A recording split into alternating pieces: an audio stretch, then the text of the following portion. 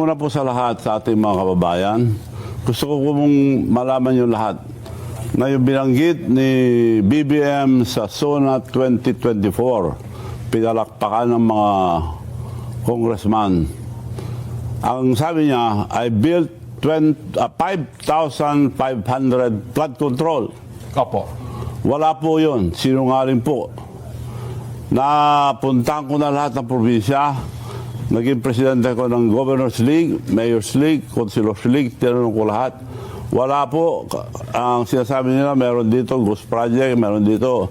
So, buong Pilipinas, wala. Wala yung 2,500. Nagsisinungaling po si BBM. Okay, so malinaw naman yung inihayag ni Aput Chavit Singson laban sa ating Pangulong Marcos. Medyo mahirap nang tanggapin kasi kapwa nating Ilocano ito, at saka alam naman natin na matagal siyang political kingpin dito sa Ilocos. Kumbaga sa pagkatao, matagal ding politiko. Kaso, it seems tama naman yung kanyang kandidatura. At karapatan niya namang ihayag yon, no, para maiparating sa taong bayan na hindi siya nagsisinungaling. Kasi sabi niya nga, may mga ebidensya siya. At yun nga yung ipapakita natin, no, sa ating pagbabahagi ng vlog na ito. So, nandyan na yan. Karapatan din naman ng mga mamamayan na malaman kung ano talaga yung totoo sa mga issues ng corruption sa ating bayan. At doon naman sa part ng ating Pangulo, kahit paano, at least magkakaroon din siya ng ano. Noong una, malaman niya na mayroong ibinabatong aligasyon sa kanya, klaro, at least magkaroon siya ng pagkakataon to rebut na pasinungalingan, di ba? Yung mga aligasyon na yan. Siyempre, maklarify sa taong bayan. Yun yung importante, no, kung ano talaga yung totoong nangyari hinggil sa isyong ito. So ito, no, ipaparinig ko sa inyo yung iba pang sinambit ni Aput Chavit, kung saan ipinakita pa niya dito yung ano, mga sinasabi niyang ebidensya na kuhanan ng drone na videos hinggil dyan sa mga flood control project sa Ilocos Norte. Ito na. Para patunayan ko sa inyo, nagsisinungaling, sa dami ng pinuntang ko na, wala akong makita, pinuntang ko lang yung probinsya niya, supposed to be model. Dahil probinsya ng presidente, anak niya ang congressman. Pinuntang ko po yun, pabalik-balik. Tumitsempo lang kami dahil may mga iba nagbabantay. So, gumamit kami ng drone na medyo moderno dahil na-measure niya yung project. Opo. At nakakalipad hanggang 20 kilometers. At doon namin nakita yung mga project na puro putik at sinasemento na.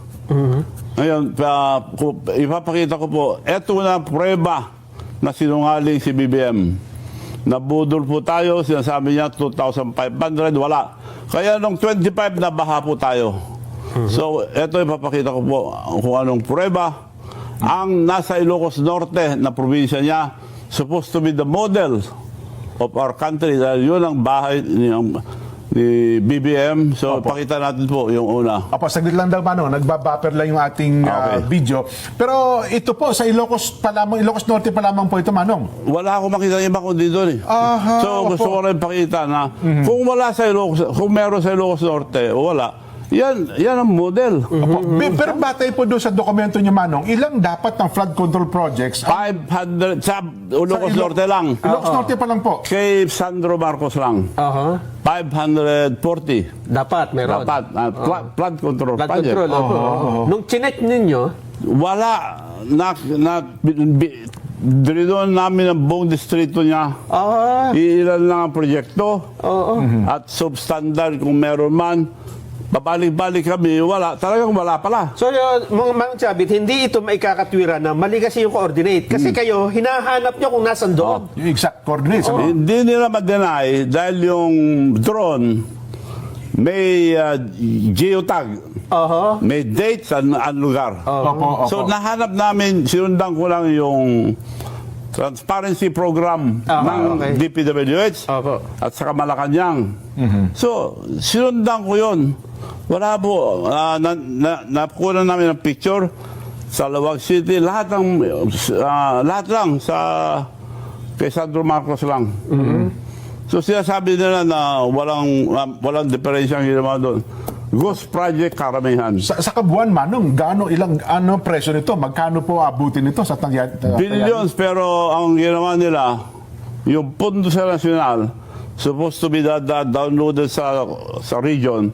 Hindi ho, diretso sa distrito ni Bongbong Marcos para pwede lang hati-hati doon, wala lang. Opo. Ito, Manong, may pinapakita tayo nga sa video. Opo, sa television po ito. Opo. Anong lugar po ito, Manong? Makikita dyan. Opo. Presentasyon sa pagpapakita ng mga larawan na ako sa Ilocos Norte para po sa inspeksyonin. Ito po ay DPWH Project 25AA0475. Opo. Ang ibig sabihin ng DPWH project 25AA, ang 25 ibig sabihin 1925. 2025. 2025, Manong. Opo. Full name ito nagaling sa DPWH. Ang AA, ibig sabihin yan, First District of Ilocos Norte. Okay, opo. Galing sa Public Works and Highways, itong code number. So makikita nila, bawat project meron ganito. So isang flood control project sa Barangay Pila, Kasili, Lawag, Ilocos Norte, sa syudad mismo, Norte, nagkakahalaga ng 47,022,160.24 galing sa GAA 2025. Opo. At ang construction nito ay dapat nagsimula February 13, 2025 at natapos noong September 1, 2025. Ayon sa DPWH Transparency website, Transparency, bayad na. bayad na. Paid po ito. Paid. Pero wala po yung proyekto, Manong. Anong nakita nyo? Makikita sa... Meron naman na. ayun na. Putik. Putik nga. Walang semento. Aliwanag, putik. Oo, tsaka baka ginagawa pa, Manong Chavit. Hindi pa tapos. Ano, bayaran na pala. Bayad na eh. Oo nga, no. Hindi nila ma-deny dahil meron geotag. May date, may lugar. Yes. Hindi nila ma-deny yan. So, ebidensya ito na... exact location po ito, Manong. no? Exact location. Hindi niya na madadaya. Hindi nila sinasabihin na hindi totoo yan dahil geotag. Opo. Yung ginamit ko drone, alam niya gaano kalaki at meron ng date, meron lugar. Check naman, di abot ito ng 44 million, Manong. Di ba? Yung hukay na yan. Opo, 47 million pala. Ganito ang project sa distrito ni Sandro Marcos na anak ni BBM. Na sinasabi nila na honest at lahat, walang project doon na hindi maganda, ghost project. Ayun. Karamihan po, yun sabi ni BBM nung suna, guni-guni. Yan ang guni-guni. So Ghost kung project. minonood kayo sa atin, Manong, at taga roon mismo, tinignan itong location na ito, yun ang makikita nilang larawan ngayon? Maski kayon, yan ang makikita nila. Mabago man, hindi nila mapalitan dahil may petsa. nakageotag. Opo.